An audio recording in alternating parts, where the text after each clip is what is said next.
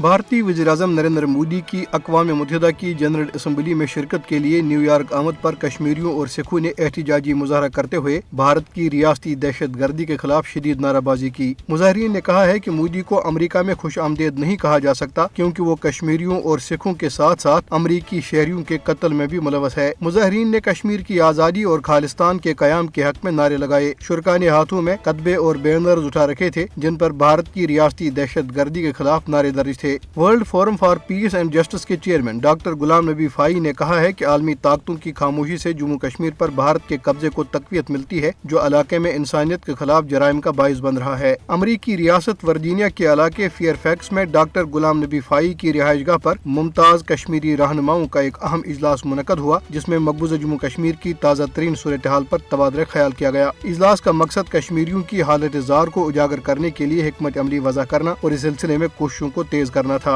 اجلاس میں مسرت عالم بٹ، محمد یاسین ملک اور شبیر احمد شاہ سمیت کشمیری رہنماؤں کی مسلسل نظر بندی پر تشویش کا اظہار کیا گیا۔ مقررین نے بھارت کی طرف سے کشمیریوں کی زمینوں اور جائیدادوں پر قبضے کی مذمت کرتے ہوئے خبردار کیا کہ ان اقدامات سے مقبوضہ جموں کشمیر نسل کشی کے دہانے پر پہنچ گیا ہے۔ بھارت نے اقوام متحدہ کی طرف سے تسلیم شدہ متنازع علاقے جموں کشمیر کی زمینی صورتحال کے بارے میں دنیا کو گمراہ کرنے کے لیے غیر ملکی سفارتکاروں کو علاقے میں جاری نام نہاد اسمبلی انتخابات کا مشاہدہ کرنے کی دعوت دی ہے۔ بھارتی وزارت خارجہ نے امریکہ، فرانس اور جرمنی سمیت کئی ملکوں کے تقریباً 20 سفارتکاروں کو مقبوضہ جموں کشمیر کے 2 روزہ دورے کی دعوت دی ہے۔ کشمیر کی صورتحال پر نظر رکھنے والوں کا کہنا ہے کہ غیر ملکی سفارتکاروں کو مقبوضہ علاقے کے دورے کی دعوت دراصل علاقے کی صورتحال کے بارے میں عالمی برادری کو گمراہ کرنے کی ایک کوشش ہے۔ انہوں نے کہا کہ لاکھوں بھارتی فورسز اہلکاروں کی موجودگی میں ہونے والے ان انتخابات کی کوئی وقت نہیں ہے، یہ انتخابات سے زیادہ ایک فوجی مشق ہے۔ مقبوضہ کشمیر میں کانگریس کے رہنما طارق حمید کرا نے بی جے پی کو شدید تنقید کا نشانہ بناتے ہوئے کہا ہے کہ فسطائی بی جے پی نے اپنے مذموم عزائم کی تکمیل کے لیے علاقے کو ابھرتے ہوئے سیاحتی مرکز سے ایک تجربہ گاہ میں تبدیل کر دیا ہے۔